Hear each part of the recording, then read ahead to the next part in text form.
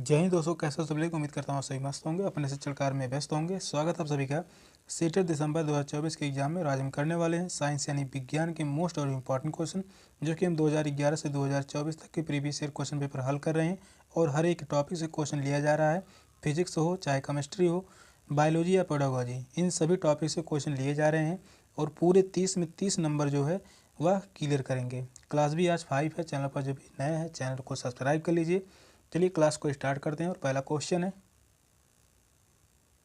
दूध में निम्नलिखित में से कौन से पोषक तत्व होते हैं? Protein, vitamin C, vitamin A, carbohydrate, vitamin C, iron यानी लोहा। प्रोटीन, आयरन यानी लोहा, vitamin D, protein, calcium, vitamin D. कौन सा ऑप्शन राइट होगा? तो आपसे बताइए इन चारों ऑप्शन में से कौन सा ऑप्शन सही होगा। क्वेश्चन कह रहा है दूध में कौन से पोषक तत्व होते हैं?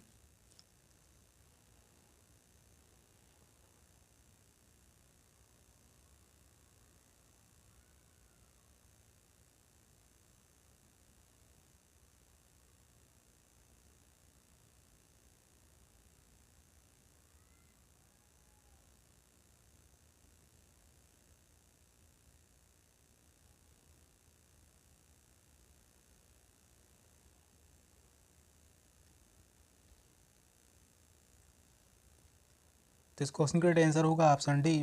प्रोटीन जो है, कैल्शियम और विटामिन डी, यह सभी जो है दूध में पाए जाते हैं। तो इस क्वेश्चन का राइट आंसर होगा option D, protein, calcium, vitamin D. दूध एक अपारदर्शी सफेद द्रव है जो मादाओं के दुग्ध ग्रंथियों द्वारा बनता है और नवजात शिशु तब तक दूध पर निर्भर रहता है जब तक वह अन्य पदार्थों का सेवन करने में सक्षम ना हो सके। तो इस क्वेश्चन का राइट आंसर होगा ऑप्शन डी। नेक्स्ट क्वेश्चन है, प्रतिरोधी रोगाणुरोधक के रूप में घाव पर लगाए जाने वाले बैंगनी रंग के विलियम में कौन सी अधातु होती है? आयोडीन होती है, ब्रोमीन, सल्फर या क्लोरीन। तो कौन सा ऑप्शन राइट होगा? तो आपसे बताइए इन चारों ऑप्शन में से कौन सा ऑप्शन सही होगा। यह क्वेश्चन जो है सीट के एग्जाम में पूछा गया है 2019 में जो है यह क्वेश्चन पूछा गया है।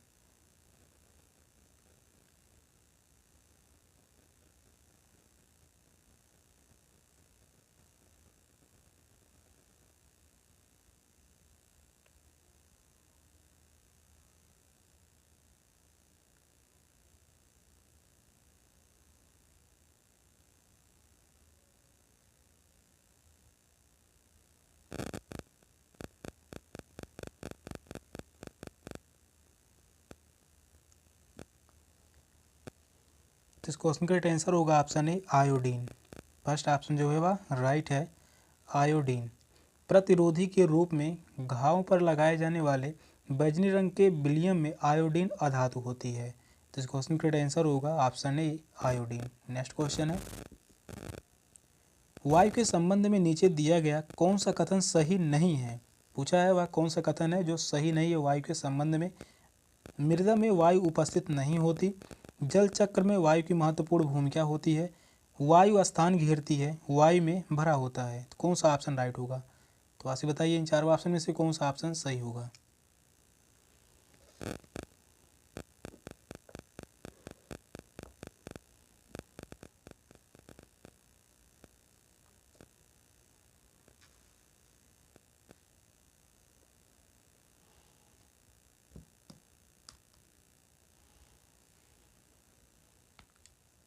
क्वेश्चन कह रहा है वायु के संबंध में नीचे दिया गया कौन सा कथन सही नहीं है?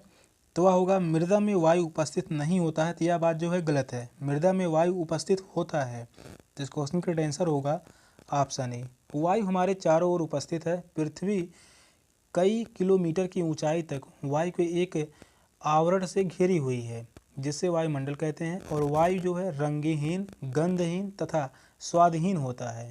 वायु को देखा नहीं जा सकता, केवल इसका अनुभव किया जा सकता है। तो इस क्वेश्चन का आंसर होगा ऑप्शन ए, मृदा में वायु उपस्थित नहीं होता है। तो यह बात जो है गलत है। नेक्स्ट क्वेश्चन है,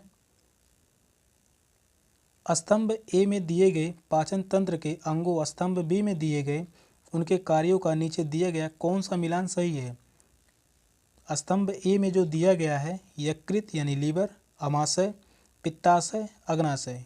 स्तंभ बी में दिया गया है जहाँ प्रोटीन का पाचन आरंभ होता है, जहाँ पित्त रस संचलित होता है, क्षुद्रांत में पाचन रस मुक्त करता है और सबसे बड़ी ग्रंथि। नीचे चारों ऑप्शन दिए गए हैं, किस ऑप्शन में सही मिलान किया गया है वही ऑप्शन बताना है। तो वहाँ से बताइए कौन सा ऑप्शन सही होगा।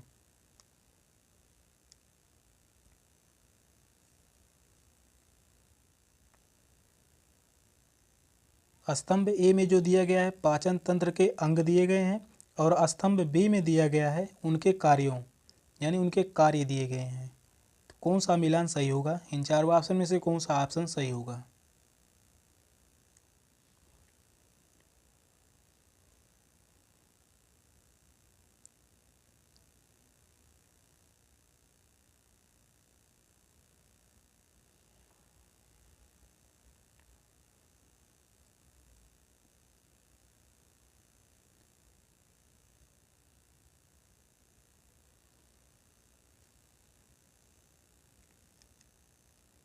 चलिए मिलान करते हैं। यकृत यानी लीवर जो है यह संबंधित किससे है, सबसे बड़ी ग्रंथि से संबंधित है। तो ए का जो संबंध होगा वह किससे होगा, फोर्थ से, जो कि ऑप्शन ए में दिया गया है, बी में नहीं दिया गया है, सी में भी नहीं दिया गया और डी में भी नहीं दिया गया है। इसी प्रकार से जो है एग्जाम में भी हल करेंगे तो क्वेश्चन जो है आसानी से हल हो जाएगा। और आगे भी दिया गया अमाशय। अमाशय का जो संबंध होगा वह जहाँ प्रोटीन का पाचन आरंभ होता है, यानी बी का जो संबंध है वह पहले से। पित्ताशय, पित्ताशय का जो संबंध होगा जहाँ पित्तरस संचयित होता है, तो सी का जो संबंध है वह दूसरे से। और डी का अग्नाशय से संबंधित जो है क्षुद्रांत में पाचन रस मुक्त होता है, तो डी का जो संबंध है वह तीसरे से। तो इस क्वेश्चन का आंसर होगा ऑप्शन ए। फर्स्ट ऑप्शन में ही सही मिलान किया गया है, तो इस क्वेश्चन का आंसर होगा ऑप्शन ए। अगला क्वेश्चन है, कोशिका के विषय में कौन सा कथन सत्य है। किसी उत्तक की कोशिकाएं समान होती हैं, किसी भली भांति व्यवस्थित जीव में कोशिकाओं का आकार साइज समान होता है। ऑप्शन सी है सभी कोशिकाओं में केंद्रक होता है, सभी कोशिकाओं की आकृति गोल होती है। तो कौन सा ऑप्शन राइट होगा। तो आप बताइए इन चारों ऑप्शन में से कौन सा ऑप्शन सही होगा।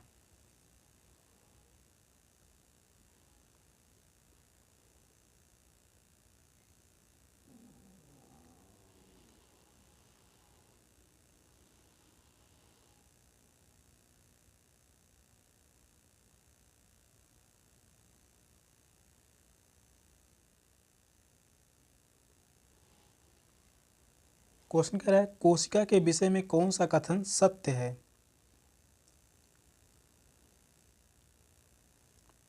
किसी उत्तक की कोशिकाएं समान होती हैं, तो यह बात जो है सही है, पहला ही कथन सही होगा। किसी उत्तक की कोशिकाएं समान होती हैं, तो यह जो है सही है। किसी भली भांति व्यवस्थित जीव में कोशिकाओं का आकार साइज समान होता है, तो यह बात जो है गलत है। सभी कोशिकाओं में केंद्रक होता है, तो यह भी गलत होगा। सभी कोशिकाओं की आकृति गोल होती है, तो यह भी जो है गलत है। कोशिका यानी सेल में किसी उत्तक की कोशिकाएं जो है वह हमेशा ही समान होती हैं, तो इस क्वेश्चन का आंसर होगा ऑप्शन ए। नेक्स्ट क्वेश्चन है, निम्नलिखित में किनका उनकी जनन की विधा से सही मिलान किया गया है। आप ए है, कॉलम बी है, यीस्ट है, आलू है, शैवाल है, कवक है। कॉलम बी में दिया गया है कायिक प्रवर्धन है, बीजाणु समासंग यानी बीजाणु जनन है, खंडन है, मुकुलन।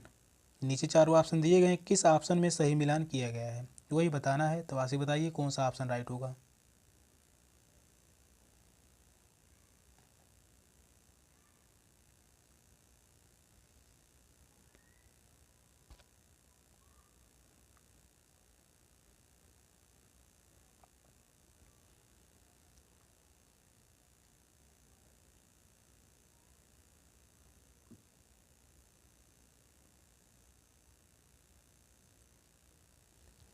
चलिए मिलान करते हैं। तो यीस्ट की जनन विधा जो होगी वह होगा मुकुलन, यानी ए का संबंध जो है वह फोर्थ से है।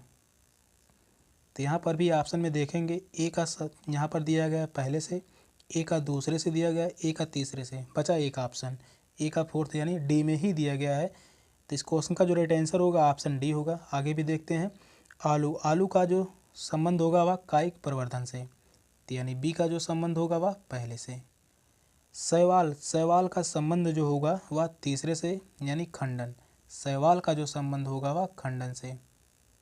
और कवक का जो संबंध होगा वह बीजाणु समासंग यानी बीजाणु जनन से। तो डी का जो संबंध होगा वह दूसरे से। एग्जाम में भी इसी प्रकार से हल करेंगे तो क्वेश्चन जो है आसानी से हल हो जाएगा। तो इस क्वेश्चन का आंसर होगा ऑप्शन डी। फोर्थ ऑप्शन जो है वह राइट है। नेक्स्ट क्वेश्चन है, निम्नलिखित में से कौन से प्रदूषण ओजोन परत के अपक्षय के लिए उत्तरदायी है? क्लोरोफ्लोरोकार्बन, अम्लीय वर्षा, मीथेन और कार्बन डाइऑक्साइड और कार्बन मोनोऑक्साइड। कौन सा ऑप्शन राइट होगा? तो ऐसे बताइए इन चारों ऑप्शन में से कौन सा ऑप्शन सही होगा।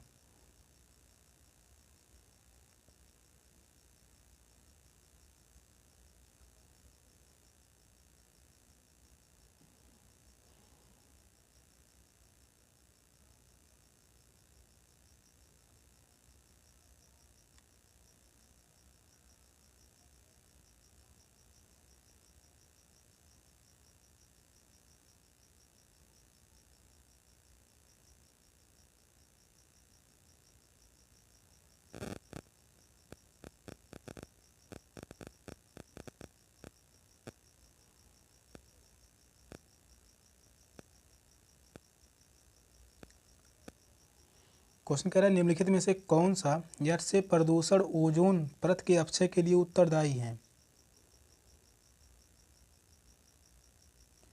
तो वह है क्लोरोफ्लोरोकार्बन। तो इस क्वेश्चन का आंसर होगा option A chlorofluorocarbon. First option जो है वह राइट है। ओजोन परत में सुराख करने वाला पदार्थ क्लोरोफ्लोरोकार्बन यानी CFC है। वायुमंडल में ओजोन गैस अल्प भाग में पाई जाती है। तो इस क्वेश्चन का आंसर होगा ऑप्शन ए। अगला क्वेश्चन है, निम्नलिखित में से कौन सा समुच्चय संचारी रोगों को निरूपित करता है? मियादी बुखार यानी टाइफाइड, मलेरिया, रक्त छीड़ता, स्वाइन फ्लू। सेकेंड ऑप्शन है मियादी बुखार, typhoid, swine flu, malaria, polio. Third option है डायबिटीज, मियादी बुखार यानी टाइफाइड, मलेरिया, रक्त छीड़ता। फोर्थ ऑप्शन है रक्त छीड़ता, स्कर्वी, अतिसार, हैजा। तो कौन सा ऑप्शन राइट होगा? तो आप बताइए इन चारों ऑप्शन में से कौन सा ऑप्शन सही होगा।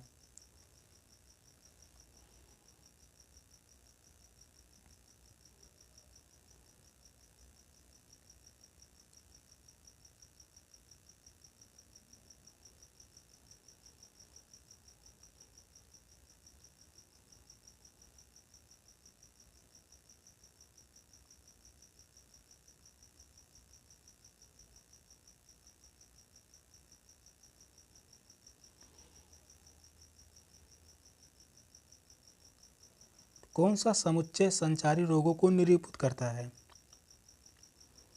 तो वह है मियादी बुखार यानी typhoid, swine flu, malaria, polio. तो इस क्वेश्चन का आंसर होगा ऑप्शन बी।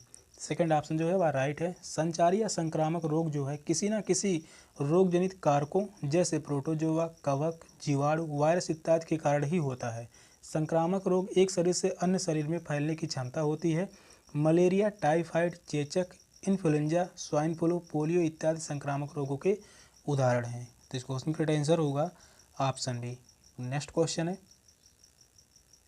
निम्नलिखित में से क्या एक विज्ञान की प्रकृति के संदर्भ में सही नहीं है? पूछा है सही नहीं है। विज्ञान हमेशा अस्थायी है। विज्ञान संदेह वाहक को बढ़ावा देता है। विज्ञान एक ज्ञान की रचना की प्रक्रिया है। विज्ञान की प्रकृति स्थिर है। ऑप्शन है दो सही है, तीसरा सही है, पहला सही है, फोर्थ सही है। तो कौन सा ऑप्शन राइट होगा? तो आपसे बताइए इन चारों ऑप्शन में से कौन सा ऑप्शन सही होगा।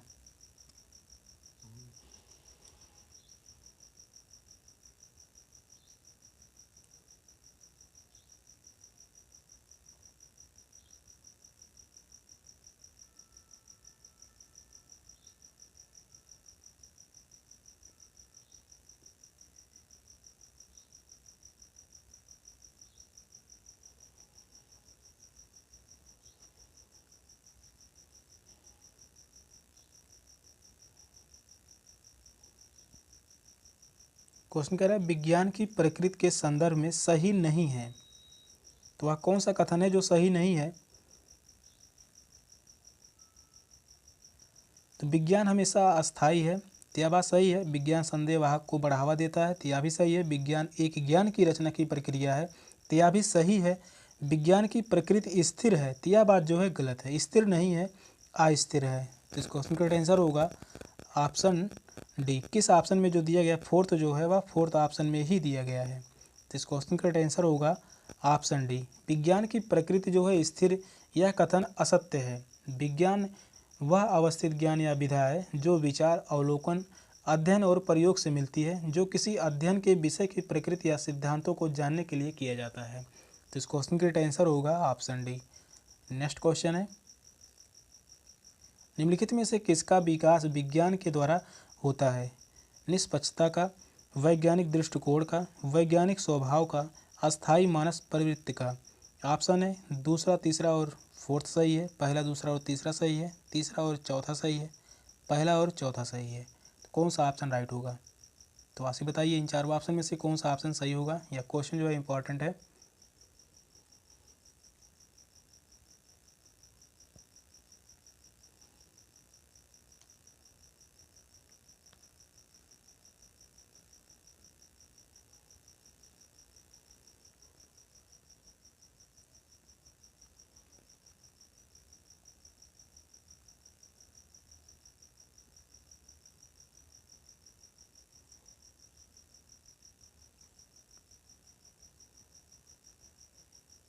निम्नलिखित में से किसका विकास विज्ञान के द्वारा होता है?